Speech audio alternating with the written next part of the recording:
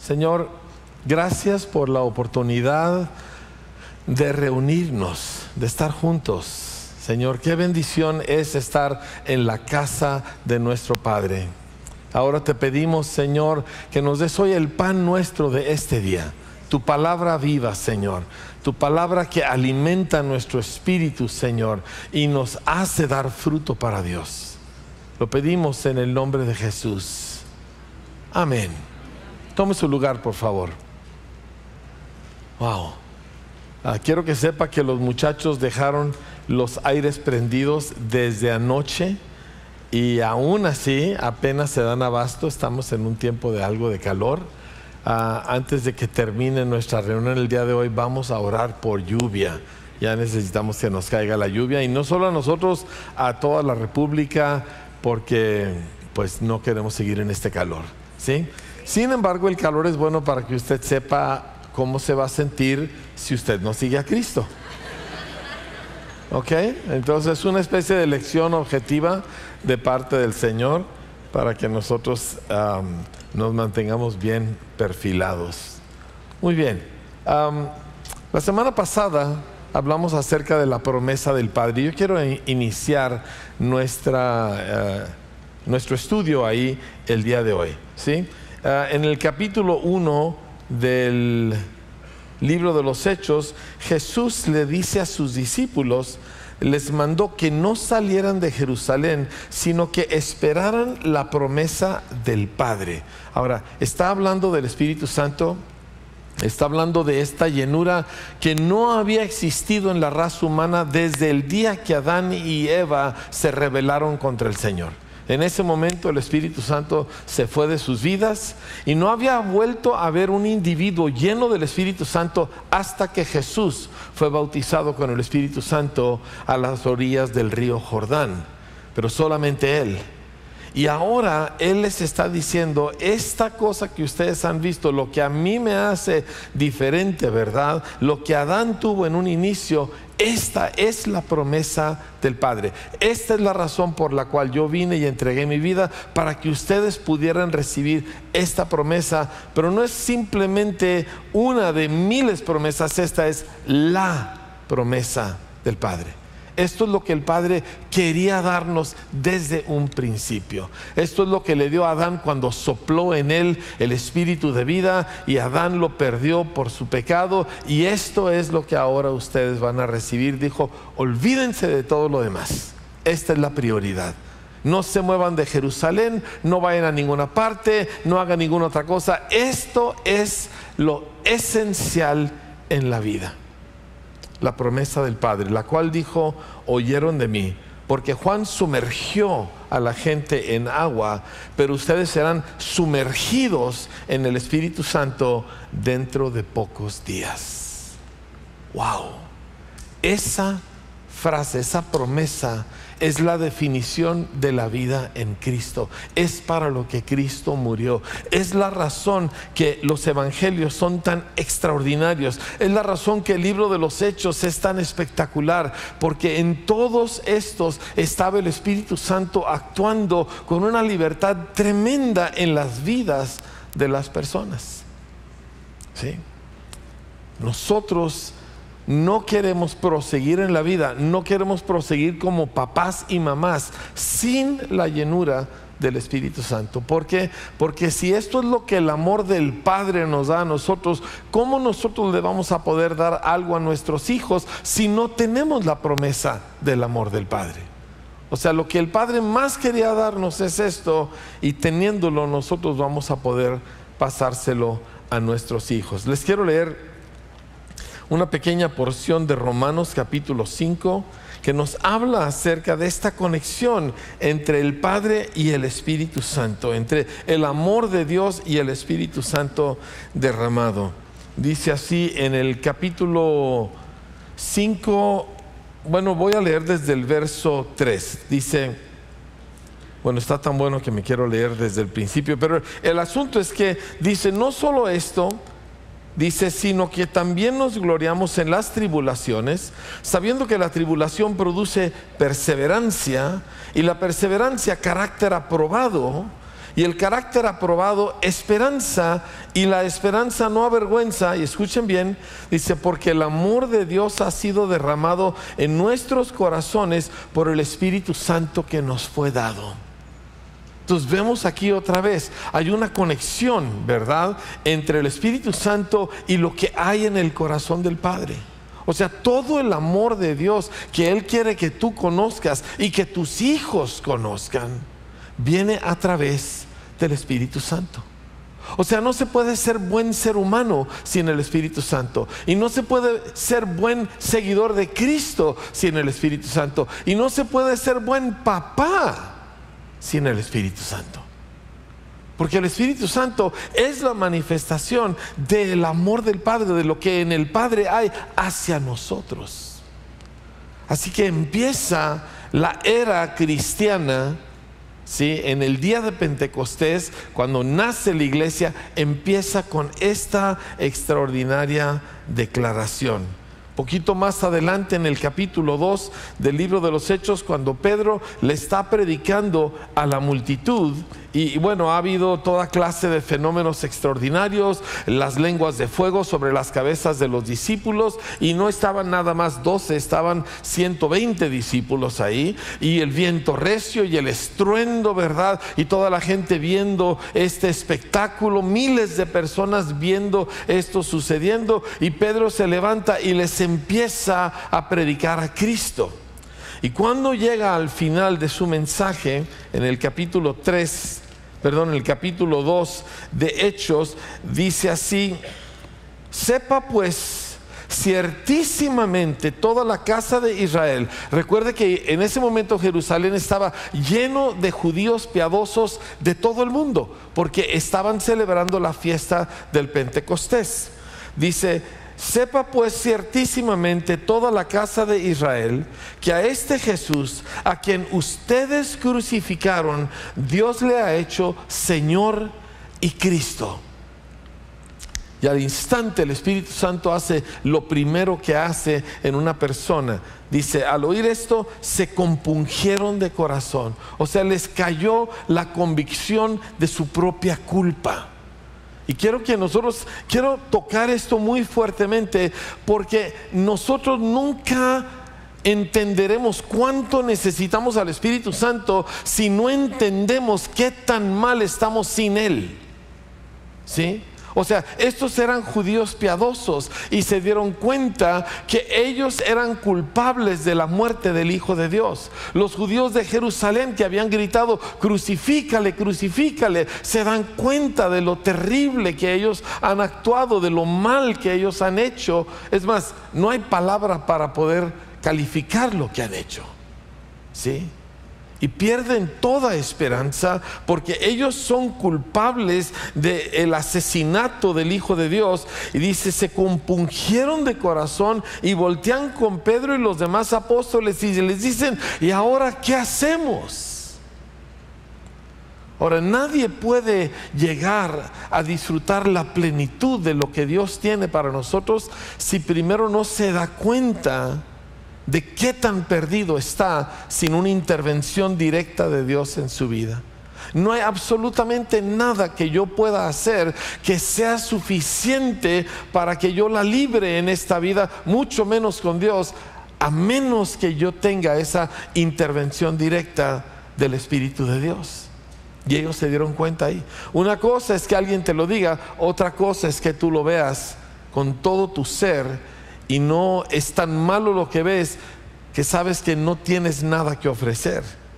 Y Pedro les dijo, arrepiéntanse, que significa un cambio completo de pensamiento. Bautícese o sumérjase cada uno de ustedes en el nombre de Jesucristo para perdón de los pecados. Y finalmente dice, y recibirán el don del Espíritu Santo. Ahora, lo que empezó muy mal termina extraordinariamente bien, porque ni siquiera el mejor judío podía aspirar a tener el Espíritu Santo. Ni siquiera el judío más consagrado, el sumo sacerdote, ninguno de los profetas, ninguno podía aspirar a tener el don del Espíritu Santo como ahora estaba siendo ofrecido. Y aquí están estos judíos bajo esta terrible convicción, y se les ofrece a ellos no solamente que se les perdone su terrible pecado, sino que aparte se les dé lo que Adán perdió. Se les entregue lo que Jesús manifestó cada día de su ministerio. ¡Wow! O sea, por eso hace años yo llegué a entender que no puedes ser un gran santo hasta que te des cuenta que has sido un gran pecador. Gente buena no puede recibir esta riqueza hasta que se dan cuenta, yo no la hago si Dios no interviene directamente a mí. Ahora, pero quiero que continúen conmigo en la lectura, porque luego dice verso 39, y uno pensaría, este versículo, pues con el que leímos ya es suficiente. De hecho, en el material de discipulado con el que yo fui formado, este versículo 38 era el versículo fundamental de toda mi vida cristiana. Y uno piensa, pues es suficiente, está completo, y sin embargo está el 39. Y quiero que prestemos mucha atención al 39, porque dice, porque para ustedes es la promesa y para sus hijos. No es solamente para ti, es para sus hijos. Y luego dice, para todos los que están lejos, para cuantos el Señor nuestro Dios llamare.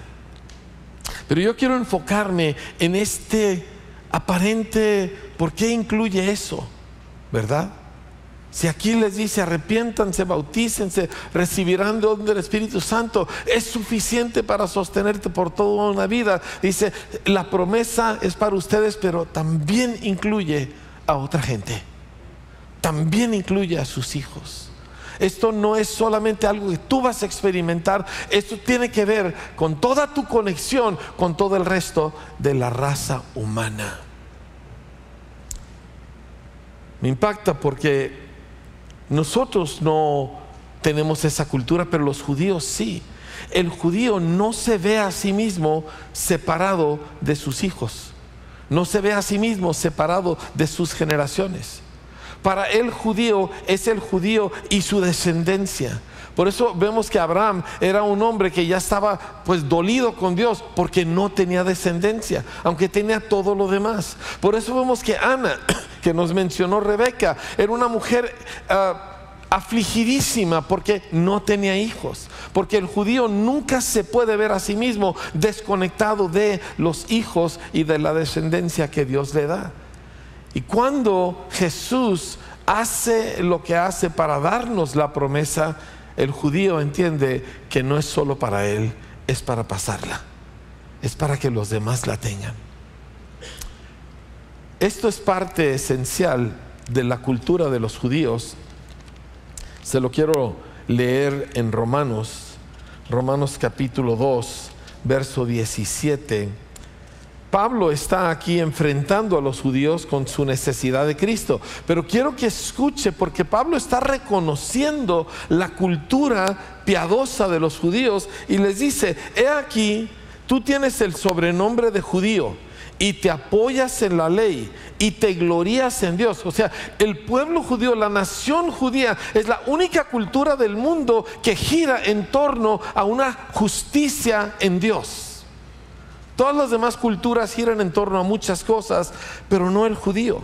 Dice, te apoyas en la ley, te glorías en Dios y conoces su voluntad, e instruido por la ley apruebas lo mejor y confías que eres guía de ciegos, luz de los que están en tinieblas, instructor de los indoctos, maestro de niños. Ahora, Pablo está hablándole esto principalmente a hombres, porque en ese tiempo así era la instrucción.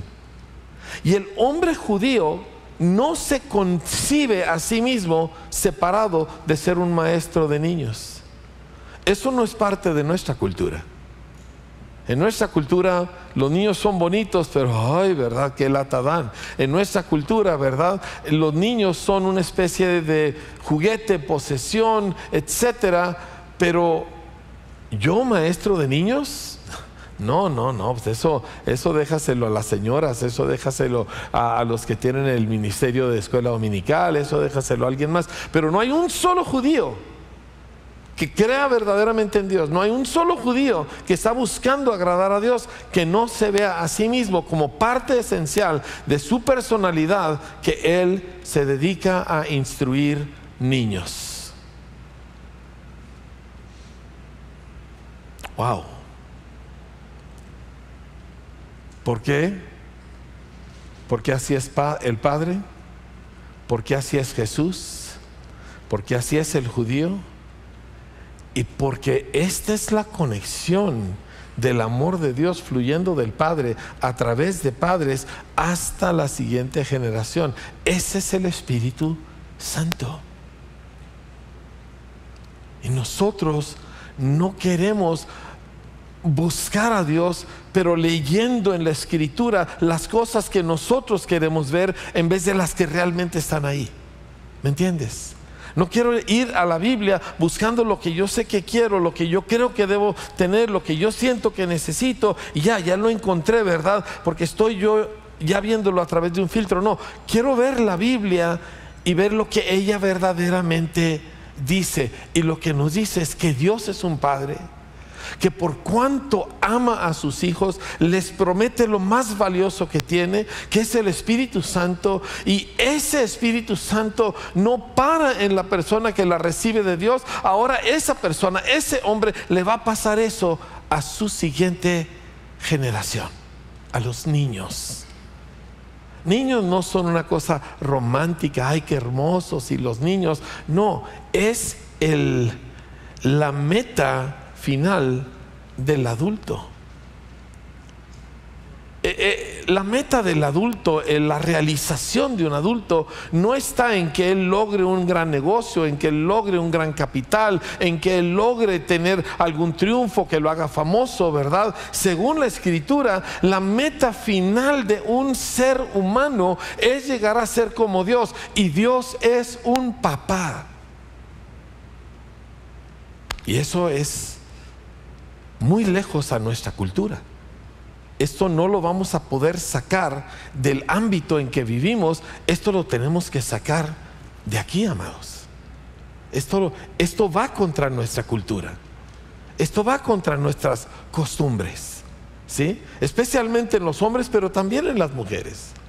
Y nosotros entonces queremos ver, ok, ¿cómo va a hacer esto? ¿Cómo me voy a dedicar a esto? Les leí la semana pasada el pasaje de Primera de Juan, donde dice: les he escrito a ustedes, padres, porque ustedes verdaderamente han conocido al que es desde el principio. Desde el principio. Una frase importante. Me gustaría comentarle algo al respecto. Veníamos mi esposa y yo ayer y antier, estábamos escuchando unas enseñanzas del recién partido pastor Tim Keller de Nueva York, un extraordinario ministro, una persona con un entendimiento de las cosas de Dios y con una belleza de espíritu que de veras yo lo puedo escuchar horas enteras. Y estaba hablando acerca del principio, y yo quiero robar un poquito de lo que él nos enseñó y compartírselo a ustedes. Dice: cuando nosotros leemos el mero principio de la Biblia, encontramos tres cosas en particular desde antes del principio de todo. Ahora, ¿por qué es esto importante? Porque si tú solo entiendes las circunstancias que nos rodean, no vas a entender la vida. Necesitas entender a aquel que es antes de las circunstancias.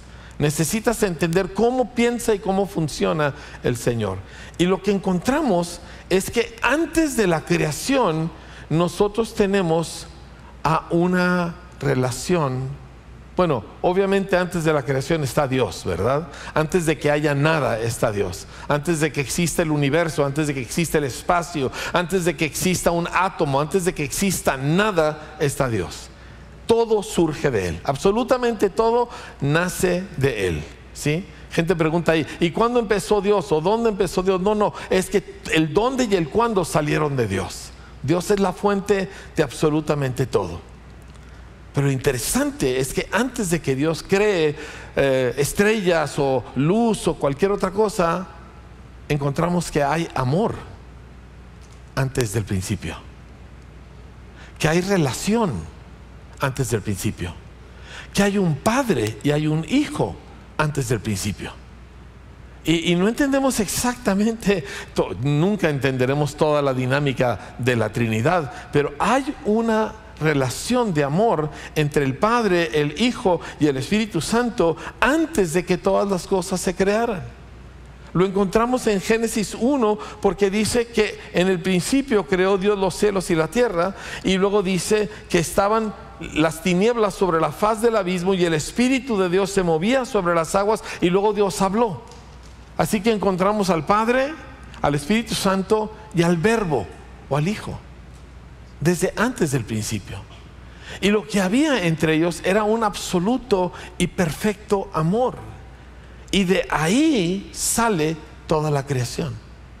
O sea, siempre la acción de Dios ha sido el amor de Dios fluyendo a través del Hijo y a través del Espíritu Santo. Y eso es lo que crea.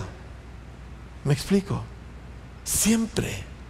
Entonces no es que Dios hazme esto, o no es que pórtate bien, o no es que cumple tal y cual principio. No, es el amor de Dios fluyendo a través de la vida de Jesús y a través del Espíritu Santo fluyendo en amor para forjar aquellas cosas que Él ha destinado para nosotros. Pero siempre es así. Y nosotros que fuimos hechos a la imagen de Dios, fuimos hechos para reflejar exactamente lo mismo, exactamente el mismo resultado. Ahora, este asunto de que antes de que existiera planeta o luz, había relación, había afecto, había amor extraordinario. Antes de que todas las cosas que a nosotros nos parecen importantes, ya había lo que define la relación entre el Padre, el Verbo y el Espíritu Santo, que la Biblia nos dice en 1 de Juan, la extraordinaria definición: Dios es amor. Y no estamos hablando de una frase trillada, estamos hablando de algo real. Dios es amor. Y ya existía, ¿sí? Y entonces eso significa que Dios en su naturaleza siempre se está dando a otros, siempre está exaltando al Hijo, siempre está glorificando al Espíritu Santo, el Padre, y el Hijo siempre está glorificando al Padre. ¿Me entiende? Y así encontramos nosotros que en la Trinidad, antes de que hay creación, antes de que nada de lo que hay exista, hay esta persona, hay esta divinidad que se está entregando el uno al otro siempre. Ahora, ¿por qué estoy diciendo esto? Porque tú fuiste creado así, tú fuiste hecho así. Y estamos comentando la pastora y yo acerca de mis 4 hijos, y mis 4 hijos todos son muy sensibles y muy conscientes de las demás personas.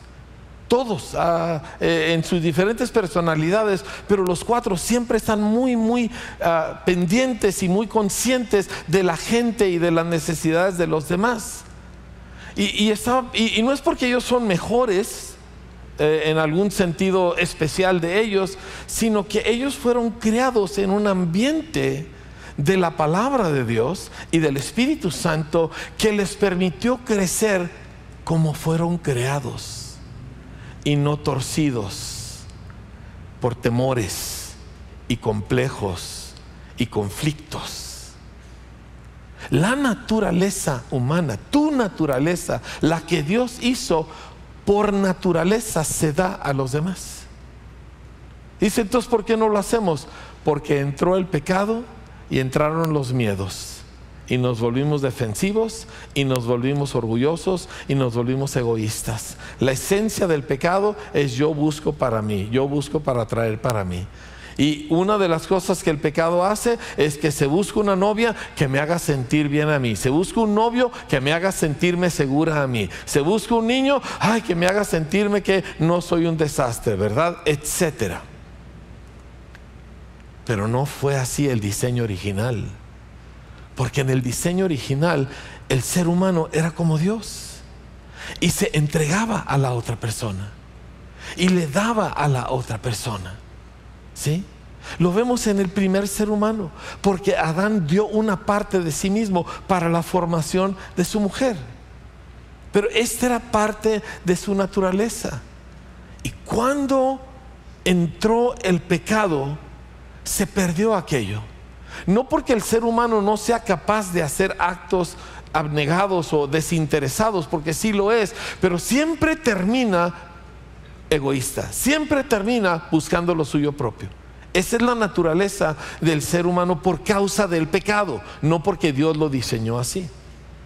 Pero viene Cristo, quita el pecado del medio, limpia nuestra culpa y nos da otra vez aquello que habita en Dios, el Espíritu Santo. ¿Para qué? Para que nosotros podamos volver a ser como originalmente nos diseñó, como originalmente fuimos hechos. Por eso necesitamos al Espíritu Santo, porque no podemos ser como fuimos diseñados para ser, a menos que estemos llenos del Espíritu Santo, porque si no, de otra manera, el ambiente y nuestros hábitos nos vuelven a jalar a lo que terminó siendo la raza humana. Y la raza humana sin Cristo está muy mal, iglesia. ¿Sí? Muy mal. Ya nada más pienso que en el tiempo en que nosotros vivimos, se supone que es el mundo moderno, se supone que estamos muy iluminados y muy educados y ahora tenemos comunicaciones mundiales, etcétera, pero nunca ha habido tantos esclavos en el mundo como hay el día de hoy. Se calcula que hay entre 30 y 40 millones de esclavos en el mundo, y la inmensa mayoría, estoy hablando de más del 90% de esos esclavos, son esclavos sexuales, obligados a prostituirse, obligados a cosas que no queremos nosotros ni pensar, mucho menos hablar. La naturaleza humana sin Cristo es un desastre, y por eso Dios nos dio su Espíritu Santo. ¿Para qué? Para que el amor que de Él fluye hacia nosotros también fluyera de nosotros hacia afuera. Este es como Dios nos diseñó. Y por esa razón, aunque logres todo lo que quieres, nunca te sientes bien si logras todo lo que quieres. Esa es la razón por la cual el niño caprichoso, que su mamá le da todo lo que quiere, nunca es un niño feliz. ¿Por qué? Porque no fue hecho para ser ese horroroso animalito. Fue hecho para ser alguien que da. Fue hecho para ser alguien que se entrega, que bendice a otros. Así que sea adulto o sea niño, la persona que logra todo lo que quiere, que alcanza todas sus metas, que logra todo aquello que quería tener, va a ser sumamente infeliz, va a ser desdichado, porque no fue hecho para ser así. ¿Sí? ¿Por qué creen que Jesús dijo, es más bienaventurado dar que recibir? Porque fuiste hecho para eso. ¿Sí? Ahora, ¿dónde aterrizamos todo esto? Porque quiero aterrizar estas cosas. ¿Sí? Jesús habló acerca de los niños, pero quise explicar todo esto antes porque no quiero que hagamos una cuestión romántica lo que Jesús dice de los niños. No quiero que, mire, yo sé cómo son niños. Yo ayer estuve con mi nieto chiquito, es precioso, es un güerito que sonríe todo el tiempo, hasta que no se hace lo que él quiere.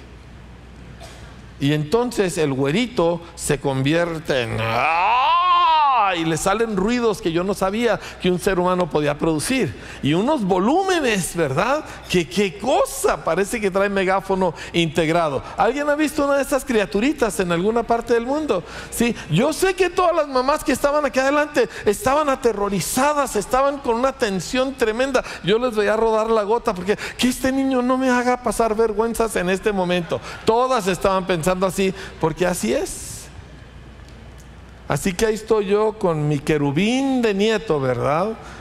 Que por cierto, dentro de mes y medio nace su hermanita, y a ver qué le pasa a eso del querubín. Pero el punto es que no podemos romantizar. Niños también están bajo pecado. ¿Sí? Adultos, niños, gente buena, gente mala, gente educada, gente ignorante, todos están bajo pecado. Todos somos iguales porque todos estamos manchados y todos necesitamos la sangre de Cristo y todos necesitamos al Espíritu Santo y punto. Mire, una de las primeras cosas que yo hago cuando yo me siento a dar una consejería, casi lo primero que hago cada vez es decirle a la persona: mira, yo no soy mejor que tú. Yo no estoy parado en un lugar diferente. ¿Sí? Aquí yo necesito lo que Dios dice y lo que Dios da igualito que tú. Y solamente quiero ayudarte y a lo mejor el día de mañana tú me tienes que ayudar a mí. ¿Por qué? Porque en este camino ninguno estamos exentos de la caída y ninguno estamos tampoco excluidos de la promesa. Gloria a Dios. Qué padre, ¿verdad? ¿Sí? Así que voltea a ver a tu vecino. Es maravilloso, es maravillosa y también es un problema, pero también tiene la promesa. Así es, ¿verdad? Así que si ves una persona horrorosa, tú no eres mejor que esa persona. Simplemente han vivido diferentes experiencias, pero los dos necesitan el Espíritu. ¿Hay alguien aquí que no necesita el Espíritu Santo? ¿Hay alguien aquí que nunca ha ofendido o lastimado a alguien? ¿Hay alguien aquí que nunca me ha abierto la boca y he hecho mucho daño con lo que salió de ahí? O sea, todos estamos en el mismo camino y todos necesitamos la misma promesa. Así que les voy a leer de Marcos capítulo 10, si no me equivoco, cuando le traían a Jesús los niños. La gente le traía a sus niños y los discípulos, como buenos anfitriones, encargados de mantener el orden en la congregación, pues regañaban a la gente y regañaban a los niños. Sí saben los anfitriones de aquí que hay una amenaza de muerte lenta vía pastoral si ustedes me regañan a un niño, ¿verdad? Sí están todos entendidos en eso. Es que anda corriendo, tú también corrías y peor, ¿verdad? No tienen permiso. Regaña a los papás para que ellos se encarguen de sus niños, pero tú no puedes regañar a un niño aquí. Digan amén. Ok. Wow, ahora sí dijeron. Marcos capítulo 10, versículo 13. Y le presentaban niños para que los tocase, y los discípulos reprendían a los que los presentaban. Viéndolo Jesús se indignó. Eso me encanta. Me encantan las veces que Jesús se enojó. Se indignó y les dijo: dejen a los niños venir a mí y no se lo impidan, porque de los tales es el reino de Dios. Ahora, este es el lugar donde todos nos ponemos románticos. Ay, sí, los niños. No, hay que entenderlo, hay que seguir prestando atención. De cierto les digo que el que no recibe el reino de Dios como un niño, no entrará en él. Y tomándolos en los brazos y poniendo las manos sobre ellos, los bendecía. Ahora, ¿qué es lo que quiero que nosotros veamos aquí? Quiero que nosotros veamos que Jesús nunca rompe el eslabón del judío con su hijo y con su nieto, de la descendencia. Y todo lo que Él trae, la bendición que Él trae, el Espíritu Santo que Él trae, la redención que Él trae, no se para con la persona que viene y se la pide, sino que sigue a los que descienden de esa persona. Y aquí ha sido una carga y una carga muy fuerte sobre nosotros todos los años que hemos ministrado. Mi esposa y yo hemos invertido como pastores, siempre lo primero y siempre lo mejor se ha ido para los niños.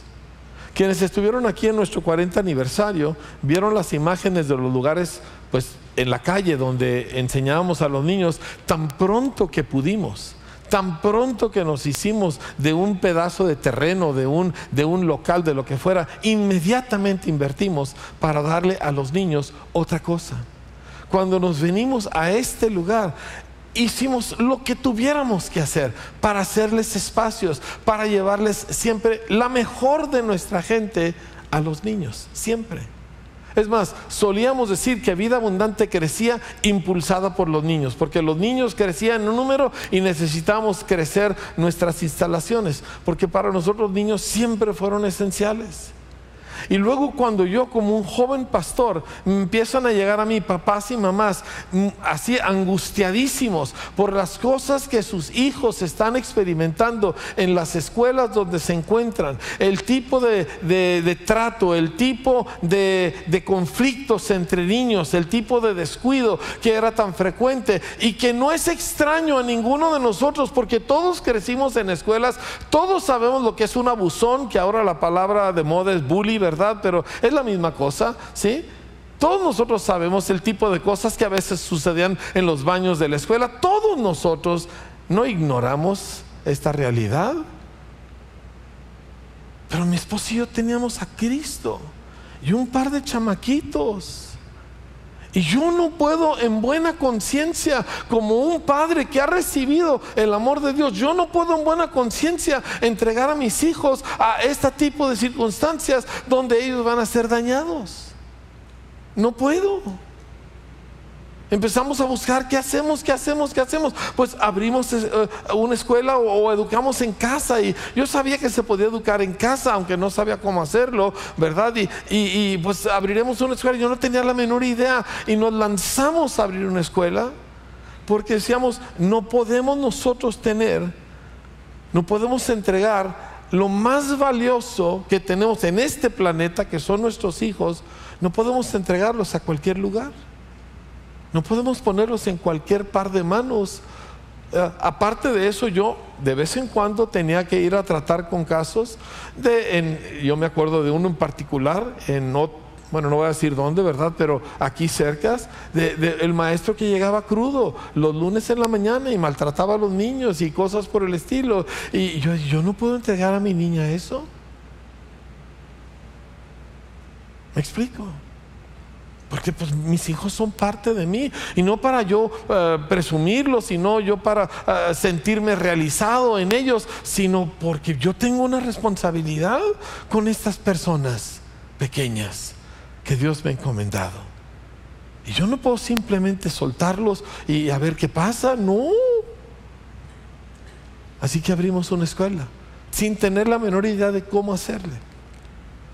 Solo lo que íbamos descubriendo, más mi esposa que yo, ¿verdad? Acerca de qué hacer con un niño y cómo tratar a un niño. Y de hecho ahorita mi esposa me estaba diciendo, ahorita que vio a todas las mamás, dijo, ahí está mi siguiente curso de mamás de niños pequeños, ¿verdad? Porque se tiene que enseñar.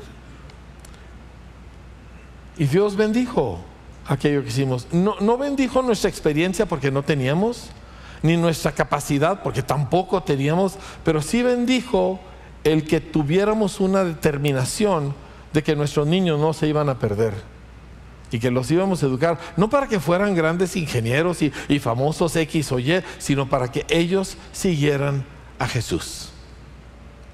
Y Dios bendijo eso. Y nos libró de 1000 errores y nos envió recursos y nos puso la sabiduría a través de personas, ¿verdad?, para poder hacer esto bien. Pero de ahí nació de que el amor de Dios que había sido derramado en nosotros, pues ahora estaba saliendo de nosotros hacia nuestros niños, y muy imperfectamente, pero no puedo exponerles a peligro y daño, así me cueste la vida. Y vaya que nos ha costado. Pero el asunto, amados, es que nosotros no vivimos solo para nosotros, y nuestros hijos en cierto sentido son una extensión de nosotros, ¿sí? O sea, no necesito ser cristiano para amar a mis hijos. ¿Me explico? Pero el derramamiento de la promesa del Padre, del amor de Dios, no se limita a los que yo he engendrado, sino va más allá. Fui hecho para otros. No fui hecho para mí, fui hecho para otros. ¿Me entiendes? Fui hecho para establecer relación y bendecir y beneficiar a otra gente. Para eso fui hecho. Así que volteamos y vemos la ciudad y vemos a muchas personas que no saben ni qué ni cómo, y empezamos a hacer eventos. Floreces, que por cierto Floreces este jueves a las 6 de la tarde para que no falte, y empezamos a hacer cosas. Sí, así es. Oh, écheme un Judas de veras, ¿verdad? Y empezamos a hacer cosas para hombres y empezamos a hacer cenas para parejas. Y por cierto, los hombres, el viernes, ¿verdad? A las 8 de la noche es Hombres de Honor. Así que tampoco falten. ¿Sí? Pero el punto es que empezamos a lanzarnos, a rentar lugares, a hacer alcances infantiles en las calles. Ahí van los miembros de Vida Abundante, todos disfrazados de payasos, de vaqueros y mil cosas, para tocar a la gente de la ciudad. ¿Por qué? Porque yo no fui hecho para que el cristianismo me hiciera a mí una mejor persona. Yo fui hecho para que el amor de Dios me hiciera a mí un instrumento suyo hacia otra gente. No fui hecho para mí. Tienes que entenderlo. Deja de cuidarte, deja de proteger tu propio trasero, deja de estar pendiente de tu propia necesidad. No te va a hacer feliz. Si lo logras, vas a estar miserable. Solo si tú te das a otra gente en Cristo, podrás entonces experimentar la felicidad de Dios. Empieza con hijos, empieza con los que tenemos, pero no para ahí. Empezamos a ver a los niños de la ciudad y empezamos a encontrar formas de abrirnos a ellos. Y hace 20 años nos lanzamos para abrir Vida con Futuro, que en aquel entonces era Instituto de las Américas Palmilla, porque era una casita en Palmilla y terribles circunstancias, cero presupuesto, las instalaciones totalmente inadecuadas, etcétera, etcétera. Pero se abrió. Y el efecto ha sido maravilloso en las vidas de estos niños. Niños que ahora no están todos acomplejados. No. De hecho, si sabe que llevan, bueno, este año la Olimpiada del Conocimiento la ganó un niño de Vida con Futuro, pero a nivel estatal. No nada más aquí en Parral. ¿Sí? O sea, olvídese de que sea muy listo. Olvídese que sea muy listo y sepa muchas cosas. El chamaco no se bloqueó. El chamaco no se acomplejó cuando estuvo delante de todos los que tuvo que estar. ¿Por qué? Porque si tú vas a Vida con Futuro, tú vas a encontrar que hay un movimiento de amor en el ambiente muy palpable. Y es el Espíritu Santo, a través de maestros que se están dando a gente que pues no tiene nada que ver con ellos en lo natural. Así que abrimos aquello, con luchas y mil cosas y todo lo que tú quieras, ¿verdad? Pero se hizo aquello, así como se hizo esta escuela, así como se hizo cuando fuimos a Tecorichi. Digo, tenemos 30 y tantos años con una congregación en Tecorichi, pero resulta que los chamacos de 12 y 15 años no sabían escribir su propio nombre y tenían toda la vida en la escuela. Y dices, ¿qué les espera a estos muchachos? O sea, ¿cómo les hacen eso? ¿Cómo los dejan en esa ignorancia? ¿Cómo es que no le importa a nadie nada más porque son tarumaras o porque son de X, lo que sea, ¿me entiende? Así que abrimos una escuela en Tecorichi. Allá están viviendo los Rodríguez, enseñándole a esos niños. ¿Por qué? Porque no fuimos hechos para satisfacer nuestra necesidad. Fuimos hechos para darnos a otra gente. Escuche lo siguiente, y con esto voy a cerrar, y luego vamos a hacer algo bien chido.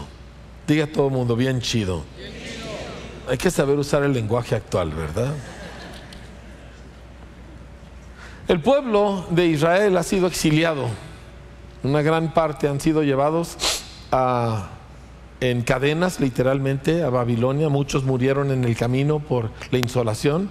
Antier y ayer mi esposa y yo enfrentamos lo que es una insolación terrible. Pero pues obviamente estaban ellos con la histeria de cuándo regresamos a nuestra tierra, cuándo dejamos de ser esclavos, cuándo se acaba este azote tan terrible. Y Jeremías les escribe en Jeremías 29, y les voy a leer desde el verso 4.